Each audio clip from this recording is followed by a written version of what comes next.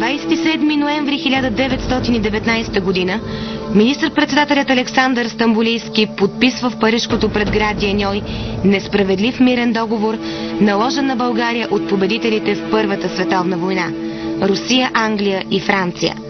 По силата на Ньойския договор от България са откъснати западните покрайнини и предоставени на Сърбия, Южна Добруджа е дадена на Румъния, а Западна Тракия с населението й е отстъпена на Гърция, с което страната ни е отрязана от териториален излъз на Бяло море.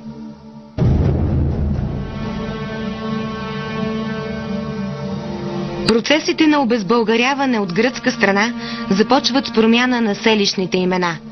Още през 1920 година за всички населени места в Западна Тракия са дадени нови гръцки названия.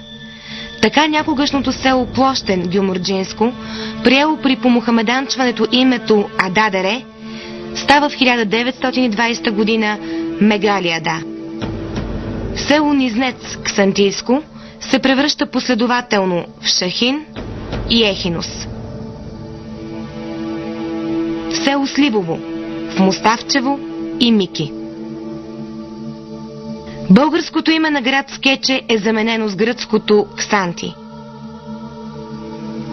Село Мемково е прекръстено на Медуса. Село Сареле носи днес гръцкото название Кидарис.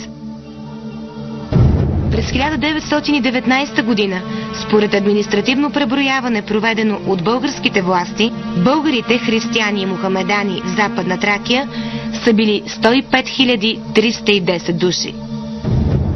Въпреки жестоката историческа съдба, българите мухамедани, живеещи в днешна Северна Гърция, са успели да се самосъхранят и опазят своята родова памет.